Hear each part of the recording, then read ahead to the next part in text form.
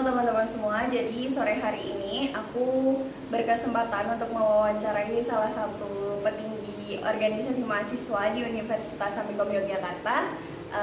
Sebelumnya perkenalkan dulu, aku Farista, salah satu mahasiswa dari Prodi Geografi angkatan 2021 yang punya tugas mengenai kepemimpinan. Dan di sini kesempatanku datang dari Kak Presiden Mahasiswa. Silahkan perkenalan dulu, Kak. Halo, saya Bidi Salahi. Saat ini menjabat jadi Presiden Mahasiswa di Badan Eksekutif Mahasiswa di Universitas Amikom Yogyakarta. Halo semuanya.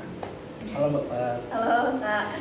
Sebelumnya terima kasih karena sudah bersedia untuk ngobrol sedikit lah sama aku nanti mengenai temanya tuh kepemimpinan, Kak. Jadi pertama yang mau banget nih aku tanyain, Kak Billy kan pasti punya pandangan tentang diri sendiri. Kalau menurut Kak Billy, kepribadiannya Kak Billy itu tuh kayak gimana sih?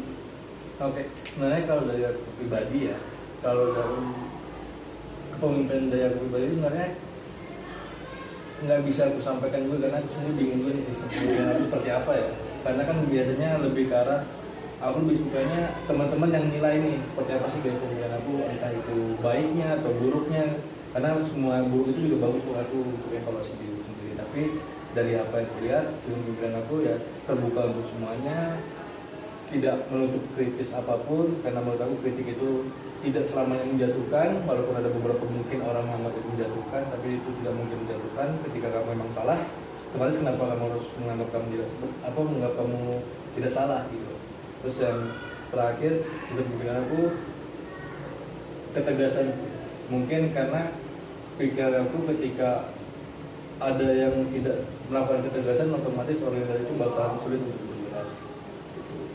Oke, walaupun Kak Billy adalah ciri orang yang tegas, tapi Kak Billy adalah orang yang akan menerima masukan dan juga mau nih membangun sesuatu itu bersama sama teman-temannya yang ada di bawahnya.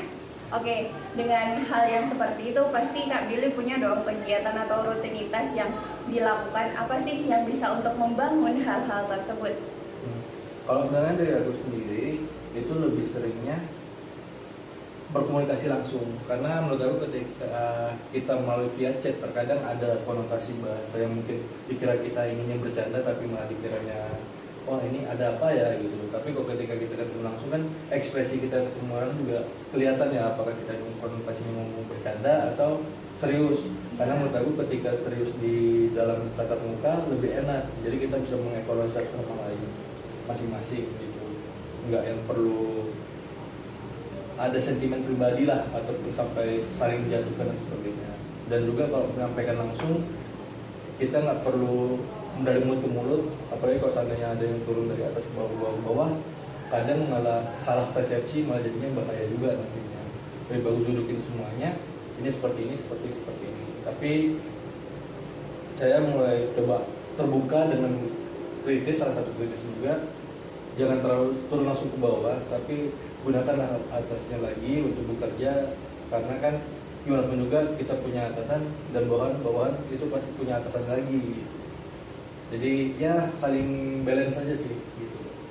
Oke, itu tadi adalah semacam rutinitas tapi juga udah jadi sebuah kebiasaan ya Kak. Dan ada juga di situ tadi disebutkan cara komunikasi, gimana sih yang selama ini dibangun sama Kak Billy dan gimana caranya Kak Billy menjalankan apa yang sudah disebutkan di awal tadi. Oke.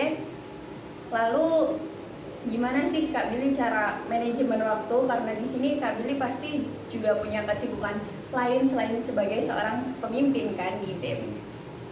Ya, kalau membagi waktu itu suatu hal yang emang sangat sulit banget.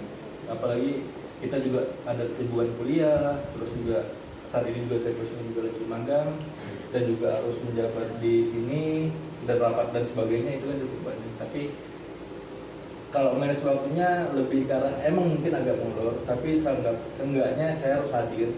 Kenapa? Karena daripada saya tidak hadir sama sekali, mendingan saya harus hadir walaupun cuma beberapa menit di situ, saya menunjukkan muka agar teman-teman ini merasa oh ada yang akan bertanggung jawab kok mereka melakukan kesalahan itu. Karena pastinya jangan sampai teman-teman bawahan saya nantinya malah merasa oh ini kalau aku kenapa-napa siapa ya kira-kira yang bisa bantu aku di sini itu.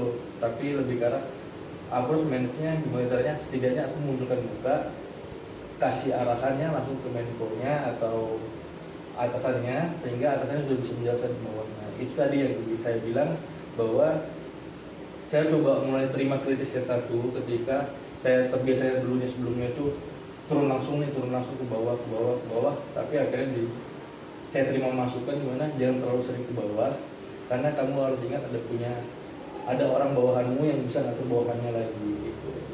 Terus jadi saya coba manage waktunya di situ, coba ya tatap muka cuma bercanda dan sebagainya, karena kan tidak semuanya dengan serius ya.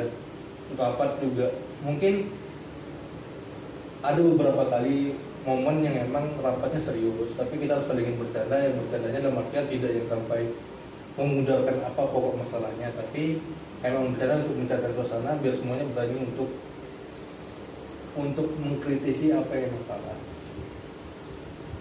Keren banget ya teman-teman, selain Kak Billy juga punya impact ke dirinya sendiri gimana dia manajemen waktu, tapi dia juga ada impactnya ke orang lain, dimana orang lain juga akan merasa dia punya tanggung jawab dan diberikan amanah supaya bisa bertanggung jawab sama apa yang diamanahi gitu ya Kak. Terus selanjutnya yang mau aku tanyain, gimana sih Kak Billy supaya bisa menjaga stabilitas organisasinya?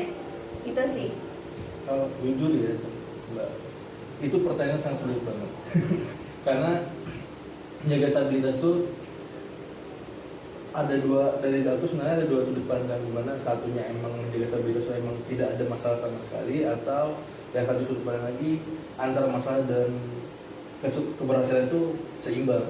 Tapi masalahnya kok permasalahan sama keberhasilan itu seimbang, otomatis berarti masalahnya harus kita selesaikan dong. Itu kan otomatis stabilitasnya agak sulit ya. Itu. Tapi kalau menjaga stabilitas di Badan Mahasiswa sendiri, tidak hanya internal BEM-nya sendiri yang kita harus selesaikan, tapi juga di lingkup lembaganya dan sebagainya kita juga harus menjaga sinergisnya lah. Nah, itu yang jadi masalahnya, stabilitasnya agak sulit. Ya syukurnya saya dibantu oleh orang-orang yang cukup berkompeten di bidangnya, sehingga saya tidak perlu yang harus turun langsung, tapi saya sampaikan begini, otomatis teman-teman udah bisa menjaga stabilitasnya masing-masing. Jadi saya nggak perlu yang harus gimana nih kementerian A, bahkan sampai ke arah salah satu anggota aja mereka menterinya udah bisa untuk manage-nya gimana untuk stabilitasnya itu. Mungkin emang ada beberapa problem yang itu nanti mungkin bisa diselesaikan oleh Menko dulu, ada tahapan-tahapannya lah. Itu yang untuk bisa menjaga stabilitasnya. Karena kalau kita pandang stabilitas atau permasalahan dan keberhasilan itu agak sulit. Jadi menurut saya stabilitas itu yang emang semuanya fine-fine aja, tapi itu suatu hal yang sangat sulit didapati ya di organisasi maupun bukan hanya organisasi mahasiswaan, tapi organisasi manapun, baik itu perusahaan dan sebagainya, itu pasti stabilitas itu sulit lah untuk didapat dengan benar tanpa ada masalah. Oke, menuju pertanyaan terakhir ya Kak. Jadi kalau dari Kak Billy sendiri, prinsip seperti apa sih yang diterapkan sama Kak Billy dalam kepemimpinan yang saat ini sedang dijalankan? Nah, kalau dari saya pribadi ya, itu lebih sukanya ke bertanggung jawab sih. Ketika kamu berani ambil itu, berarti kamu harus bertanggung jawab. Ketika kamu sudah menyatakan bahwa saya siap, berarti kamu selesaikan itu sampai benar selesai. Dan itu juga harus berhasil, bukan selesai yang sebatas oh ya udah selesai gitu, tapi benar selesai yang semuanya sesuai dengan apa yang sudah kamu rencanakan gitu sih. Kalau emang selesai karena tapi masih ada yang ditinggal, otomatis kamu harus gimana caranya ini bisa dilanjutkan, entah itu diperbaiki atau transfer knowledge atau bagaimana, hingga ini tidak ada PR yang kamu tinggalkan ke selanjutnya gitu. Karena PR yang ditinggalkan itu terlalu bakal jadi bumerang ya selanjutnya. Roda organisasi kan terus berputar, dan apalagi BEM itu enggak yang oleh satu program studi, satu keluarga dan sebagainya itu sulit. Tapi kan emang siapa aja bisa ngambil di BEM, tapi ketika limpahan dari atas malah dapatnya PR, kan jadi kasihan yang selanjutnya. Malah menurut aku lebih bagus yang selanjutnya membuat roda baru, bukan roda baru yang berarti buat perubahan ya, tapi emang membuat nama BEM bisa lagi naik lagi, karena jangan sampai stuck harus memperbaiki terus, tapi harus meningkat lagi gitu sih. Oke, untuk sampai di proses yang saat ini untuk bisa menjadi seorang pemimpin dengan pemikiran yang menurutku pemikiran yang patut buat dikagumi dan juga bolehlah buat teman-teman belajar. Boleh nggak disampaikan pesan ke teman-teman gimana supaya nggak takut untuk mengambil peran dan juga bagaimana sih supaya kita itu menumbuhkan kepercayaan diri sebagai pemimpin dan punya sikap kepemimpinan. Kalau dari saya sendiri sebenarnya untuk teman-teman sarannya jangan takut, mulai dari hal terkecil aja, dari jadi ketua kelompok atau jadi ketua kelas dan sebagainya.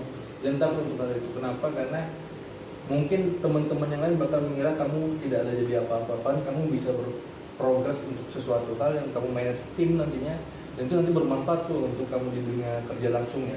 Karena siapa tahu kamu bisa dapat posisi yang bagus di memimpin suatu pekerjaan, otomatis kamu bisa udah pernah ada pengalaman sebelumnya gimana cara memahami orang, memahami karakter orang.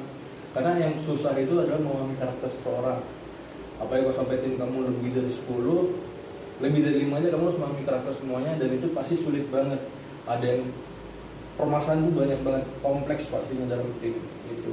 Jadi jangan takut, mulai dari yang kecil aja. Kalau emang kamu sudah siap untuk jadi yang lebih besar, BEM terbuka loh untuk siapa aja, nggak ada tertutup untuk siapa aja. Himpunan juga bisa, terus UKM BSO juga masih banyak yang bisa kamu ambil kalau emang kamu minat bakat, entah itu perlombaan apalagi untuk mengharumkan nama Amikom, kenapa tidak. Oke, itu ya teman-teman, semuanya berawal dari hal kecil, semuanya berawal dari diri sendiri. Jadi jangan pernah takut untuk berubah, jangan juga insecure sama apa yang kalian punya. Kita semua pasti bisa jadi seseorang. Oke Kak Billy, terima kasih banyak atas sharing-sharing yang sudah disampaikan dan juga pesannya buat teman-teman. Semoga nanti teman-teman yang menonton pun bisa terinspirasi. Gitu aja, pamit sama teman-teman. Terima kasih. Terima kasih, Mbak. Iya, terima kasih. Terima kasih teman-teman. Bye.